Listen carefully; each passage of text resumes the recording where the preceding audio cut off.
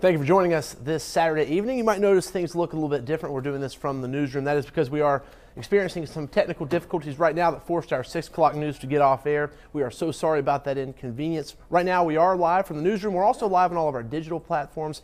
We've been updating you on our news throughout the day. Andrew Gordon standing next to me. Andrew, weather's been the story, it seems like, all week. People have been talking about the rain. Yesterday was the street flooding, some wind in other parts of the area. Right. Tonight we're looking at another round of storms. Is that possible? Potentially, yeah. What's the latest right now? What are you really looking for tonight? What are we looking at? Okay, so looking at the radar, we've already seen some of these showers and thunderstorms come on through earlier today, brought in some damaging wind to some different areas. You had trees down on power lines. Thankfully, things are pretty quiet here as we go into the evening hours. Those clouds today really have kept those temperatures down into the 70s and 80s. It's actually felt really nice outside, and we're getting a break from those showers and thunderstorms, but looking off to the west, we have seen that there were some showers and thunderstorms trying to move back into Georgia. So that's something that we're looking at later on today because it's in an unstable area there. Here, not so much. So we're going to see if they can make it all the way here. We're going to have a digital update for weather coming up at 8 o'clock tonight. Also,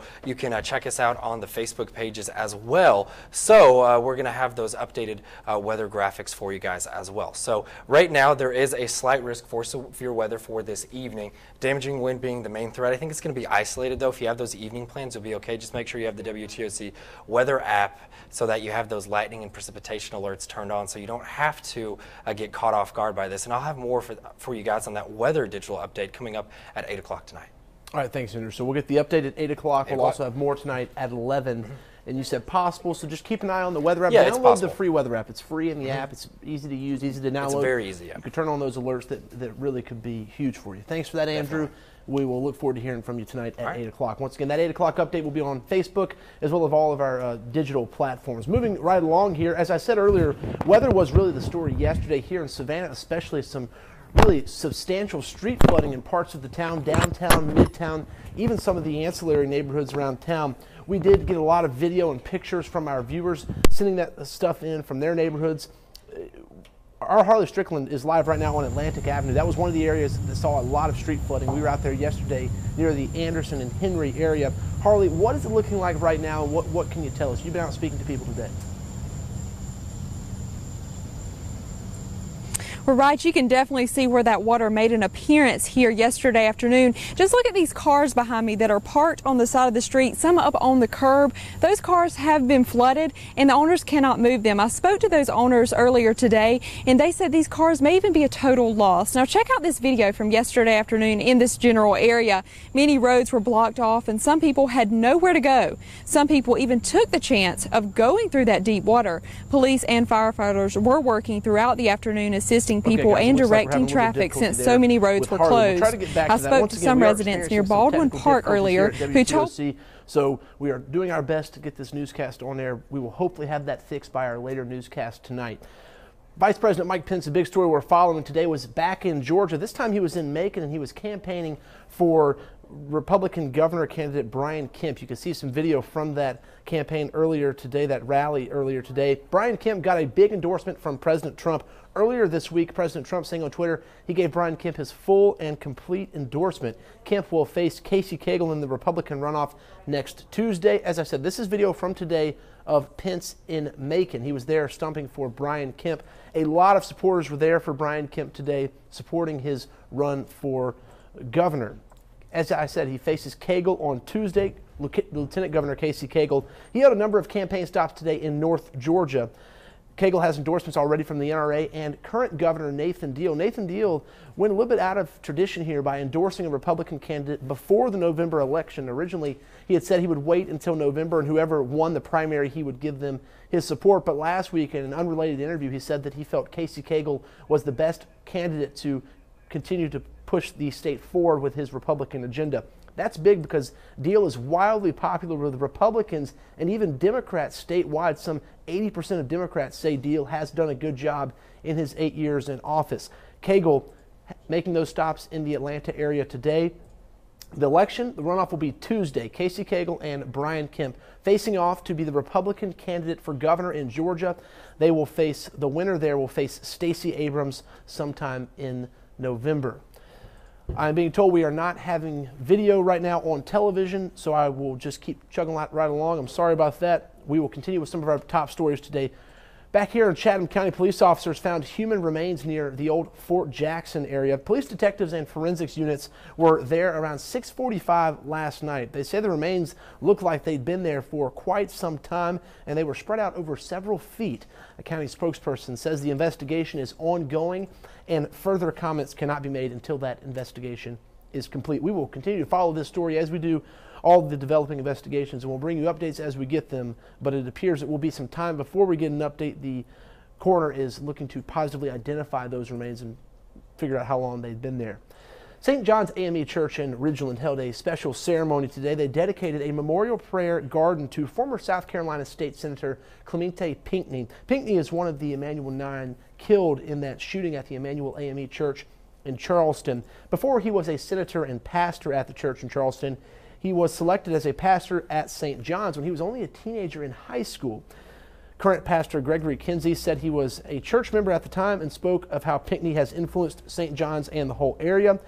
The pastor said Pinckney had an infectious smile, a baritone voice. Everything he did, he'd walk in the room and there was no discord or discontent. He'd walk in and everything was just soothed over because of the kind of person he was. As you can see, Clemente Pinckney was remembered well there in Ridgeland. Pinckney was a Jasper County native. He served as a community advocate in the Lowcountry as a state senator and pastor. Once again, Clemente Pinckney was killed in that shooting at Emanuel AME in Charleston.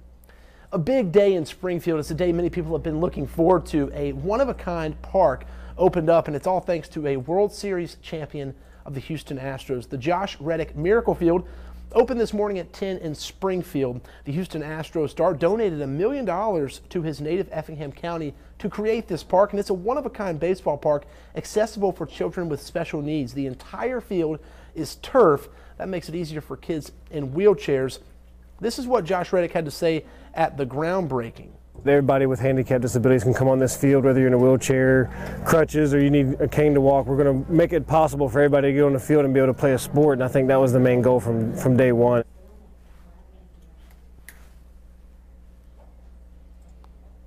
There's Josh Reddick there speaking at the groundbreaking of that park. They opened today. It's an absolutely incredible park. Amanda LeBreau was out there.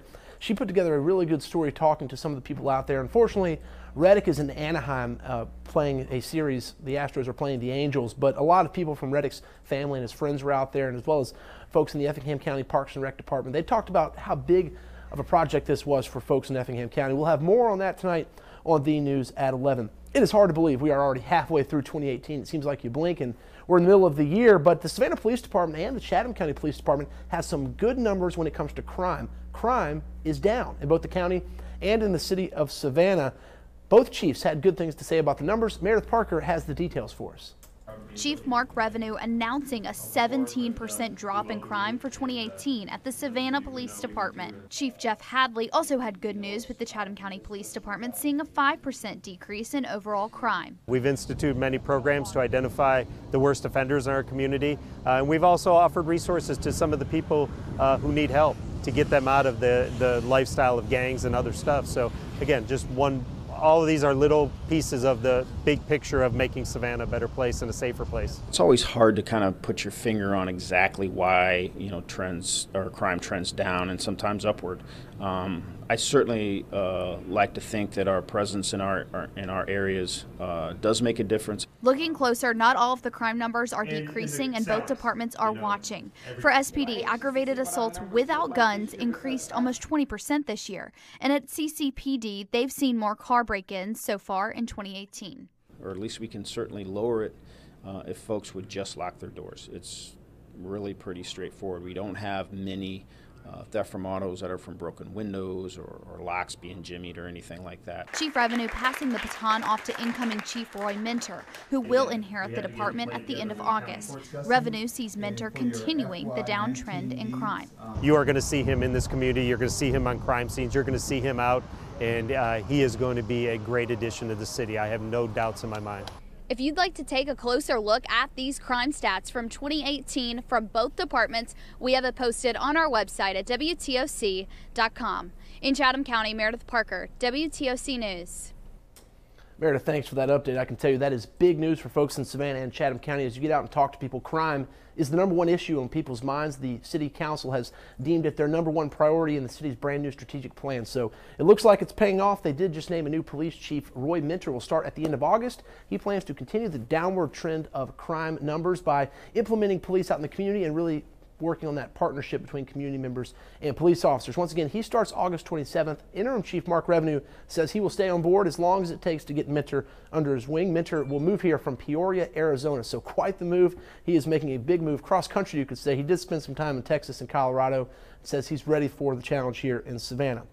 Back to Harley Strickland. We tried to take that earlier, and I told you we were having some technical difficulties, so we have Harley, but I want to go back to her. Harley's been spending the afternoon talking to people who were affected by the flooding in the Savannah area. Yesterday, there was some substantial street flooding. Some areas of Savannah were seeing rainfall at some rates of 7 inches per hour, according to the city, as they were working with the pumps to get the water out. Harley's been talking to people. Harley, what can you tell us out there on Atlantic Avenue? Well, right, you can definitely still see where that water made a big appearance yesterday afternoon. Just look behind me at these cars parked on the side of the street and even up on the curb. I spoke with their owners earlier today, and they tell me their cars were flooded and maybe a complete loss. Take a look at this video from yesterday afternoon from this general area. Many roads were blocked off and some people had nowhere to go. Some people even took the chance of going through that deep water. Police and firefighters were working throughout the afternoon, assisting people and directing traffic since so many roads were closed. I spoke to some residents near Baldwin Park earlier who told me the rain came down fast and that the drains couldn't drain the water fast enough. So it started about maybe 4:50 or so, a little before 5 o'clock, and came down really fast. And we were watching it rise because we knew there was going to be flooding taking place, but it rose very quickly. And I called neighbors, and we got people to move their cars to people that we knew. And but probably within a half hour, it had risen to about 2 feet here.